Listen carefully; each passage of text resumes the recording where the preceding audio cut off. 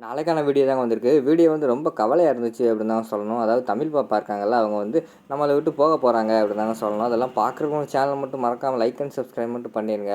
First எடுத்தோனே நம்ம ஆதி, பாரதி 2 பேரும் வந்துமே அந்த ஏரியால உள்ள எல்லா கார்லயும் வந்து டிக்கிய வந்து செக் பண்ணி பார்த்துக்கிட்டு இருக்கிற மாரி காட்டிக்கிட்டு இருக்காங்க. எல்லா வண்டியுமே செக் பண்ணிக்கிட்டு இருக்காங்க. சில பேர் வந்து வண்டி டிக்கியும் காட்ட மாட்டேன்னு சொல்றாங்க. கார் ஓனர் வந்து, "போய் அவங்களுக்கெல்லாம் வேற வேலை இல்லையா?" அப்படிங்கிற மாரி சொல்லிட்டு, அவங்க வந்து ரொம்ப இது பண்ணி பேசிடுறாங்க.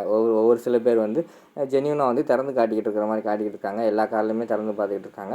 ஒரு ஸ்டேஜில் வந்து எல்லா கார்லையுமே ஓவராலாக திறந்து பார்த்துட்டாங்க. பார்த்ததுக்கப்புறம் வந்து ஒரு ரோட்டில் உட்காந்து பாரதி வந்து அழுக ஆரம்பிச்சிடுறாங்க. தமிழ் இல்லாமல் என்னால் இருக்க முடியாது அப்படிங்கிற மாதிரி சொல்லிட்டு அவங்க அழுக ஆரம்பிச்சிடுறாங்க.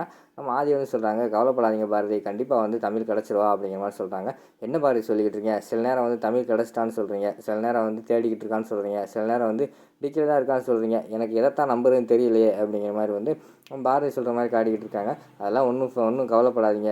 அதெல்லாம் உங்களுக்கு இப்போதைக்கு சொல்ல புரிய வைக்க முடியாது. தமிழ் வந்து சீக்கிரமாக கிடச்சிரும். அவ்வளோதான், வாங்க போவோம் அப்படின்னு சொல்லிட்டு போய்க்கிட்டே இருக்காங்க. விறுவிறுன்னு காரில் விறுவிறுன்னு போகிறாங்க.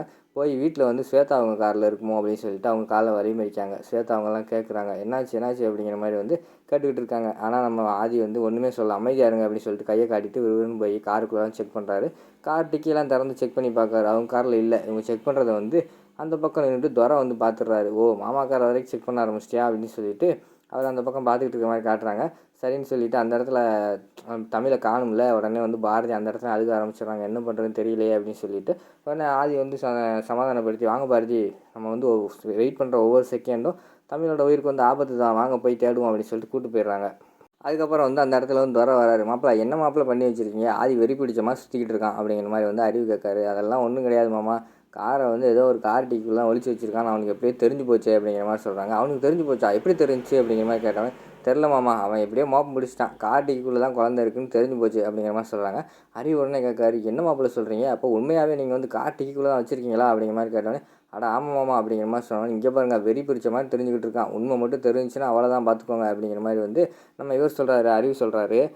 உடனே துரை வந்து சொல்கிறாரு, "மாமா, அதெல்லாம் ஒன்றும் பயப்படாதீங்க. அவனால் கண்டே பிடிக்க முடியாது" அப்படிங்கிற மாதிரி சொல்கிறாங்க. "கண்டுபிடிக்க முடியாத அளவுக்கு எந்த கார் டிக்கியில் வச்சுருக்கீங்க?" அப்படிங்கிற மாதிரி அறிவு கேட்காங்க. "அவனோட கார் டிக்கிக்குள்ளே தான் வச்சுருக்கேன். அதெல்லாம் கண்டே பிடிக்க மாட்டான்" அப்படிங்கிற மாதிரி சொல்கிறாங்க. "மாப்பிள, நான் கூட உங்களை என்னமோ நினச்சேன். பயங்கரமாக வேலை பார்க்குறீங்க. நீங்கள் வேலை பார்த்ததில் இதுதான் சூப்பரானது" அப்படிங்கிற மாதிரி சொல்லிக்கிட்டு இருக்காங்க அறிவு. பிறகு, "நான் துரைனா சும்மாவா?" அப்படிங்கிற மாதிரி அவர் என்னமோ கெத்து காட்டிக்கிட்டு இருக்க மாதிரி பேசிக்கிட்டு இருக்காங்க.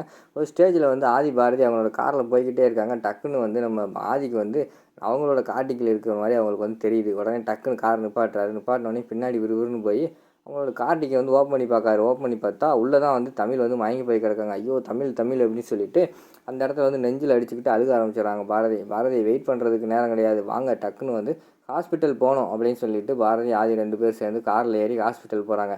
ஹாஸ்பிட்டலில் இறங்கினோடனேயும் ஆதி வந்து தமிழை தூக்கி கொண்டு போய் பெட்டில் படுக்க வச்சுடுறாங்க. "டாக்டர், எப்படியாவது பாருங்கள், எவ்வளோ செலவானாலும் பரவாயில்ல, காப்பாற்றிடுங்க" அப்படி இப்படின்னு சொல்லிட்டு இருக்காங்க. "சரி சார், நீங்கள் போய் வெளியில் இருங்க, நாங்கள் என்னென்னு பார்த்துட்டு சொல்கிறோம்" அப்படிங்கிற மாதிரி டாக்டர் சொல்கிறாங்க. டாக்டர் வந்து ரொம்ப நேரமாக செக் பண்ணிக்கிட்டு இருக்கிற மாதிரி காட்டுறாங்க.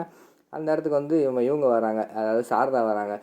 பா தமிழ்னு ஒரு பொண்ணு அட்மிட் ஆகிருக்கல, எங்கே அப்படின்னு சொல்லிட்டு ரிசப்ஷனில் கேட்காங்க. அவங்க வந்து இடத்த சொல்லிடுறாங்க. சரின்னு சொல்லிட்டு அந்த இடத்துக்கு வந்துடுறாங்க. வந்தோடனே, "ஆதி, என்னப்பா ஆச்சு? தமிழுக்கு என்ன ஆச்சு? என்னால் இன்னும் அந்த சின்ன குழந்தை என்னென்னலாம் அனுபவிக்க போகுதுன்னு தெரியலையே" அப்படின்னு சொல்லிட்டு அவங்க ஒரு பக்கம் அழுக ஆரம்பிச்சிடுறாங்க. உடனே நம்ம ஆதி வந்து சொல்கிறாரு, "தெரியலம்மா, உள்ளே வந்து டாக்டர் வந்து செக் பண்ணி பார்த்துக்கிட்டு இருக்காங்க. அவங்க பார்த்ததுக்கப்புறம் தான் தெரியும்" அப்படிங்கிற மாதிரி சொல்கிறாங்க. "ஓ, அப்படியா? சரிப்பா, எப்படிப்பா உங்களோட கார்டிக்குள்ளே வந்து தமிழ் போனா?" அப்படிங்கிற மாதிரி சொன்னோடனே பாரதி வந்து சொல்கிறாங்க, "அதான் அத்தை, எங்களுக்கும் தெரியலை.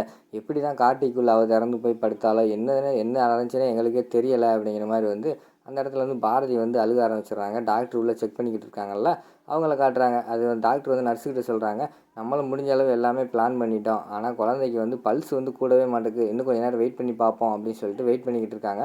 வெளியில் எல்லாருமே ஆதி, பாரதி, சாரதா எல்லாருமே ஒவ்வொரு மூலையில் நின்றுட்டு அழுதுகிட்டே இருக்கிற மாதிரி காட்டுறாங்க.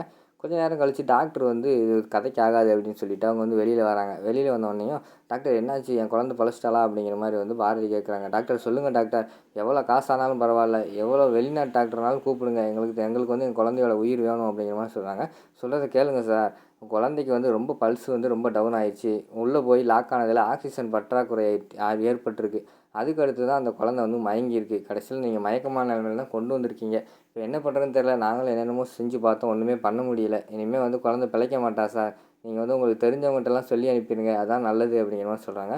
டாக்டர் ஏதாவது பண்ணுங்க டாக்டர், எவ்வளோ செலவானாலும் பரவாயில்ல அப்படிங்கிற மாதிரி வந்து நம்ம ஆதி சொல்கிறாங்க. நீங்கள் சொல்கிறது புரியுது, இருந்தாலும் வந்து எங்களால் முடிஞ்ச அளவுக்கு நாங்கள் பார்த்துட்டோம். நீங்கள் சொல்கிறீங்களே எவ்வளோ செலவானாலும் பரவாயில்ல, எந்த டாக்டர்னாலும் கூப்பிடுங்கன்னு சொல்கிறீங்களே, எங்களுக்கு தெரியாதா, கூப்பிட தெரியாதா? எங்களால் கடைசி வரைக்கும் உங்களை காப்பாற்ற முடியாதுன்னு தோணுது, தயவுசெய்து நீங்கள் சொல்லிடுங்க அப்படின்னு சொல்லிட்டு அந்த இடத்துல வந்து டாக்டர் போயிடுறாங்க. அந்த அதிர்ச்சியான செயல் அந்த சம்பவத்தை கேட்ட உடனேயும் நம்ம பாரதிக்கு என்ன பண்ணுறதுன்னு தெரில, அழுது அழுது அந்த இடத்துல மயங்கிடுறாங்க. சரின்னு சொல்லிட்டு நம்ம பாரதியை கொண்டு போய் அங்கனக்குள்ள ஒரு சேரில் உட்கார வச்சு தண்ணியெல்லாம் குடிக்க வச்சு தண்ணி தெளிக்கிறாங்க சாரதா. இங்கிட்டு பார்த்தா நம்ம இவங்க இருக்காங்கல்ல, ஆதி வந்து அழுதுகிட்டே இருக்காரு, விறுவிறுன்னு போயிடுறாரு. அதாவது நம்ம இவங்க இருக்காங்கல்ல, தமிழ் இருக்கிற ரூமுக்குள்ளே போயிடுறாரு.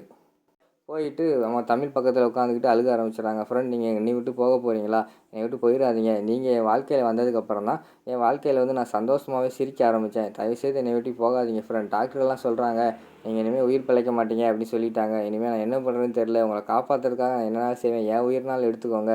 நீங்கள் தயவுசெய்து உயிரோடு வந்துருங்க அப்படின்னு சொல்லிட்டு அழுதுகிட்டு இருக்கிற மாதிரி காட்டிக்கிட்டு இருக்காங்க. அங்கிட்டு பார்த்தா அந்த ஒரு டிஜிட்டல் மீட்ரு மாதிரி ஒன்று காட்டிக்கிட்டு இருக்காங்க. அதில் வந்து பல்ஸே இல்லாத மாதிரி காட்டிக்கிட்டு இருக்காங்க. இங்கிட்டு பார்த்தா நம்ம ஆதி வந்து உட்காந்து ஏங்கி ஏங்கி அழுகிற மாதிரி காட்டிக்கிட்டு இருக்காங்க.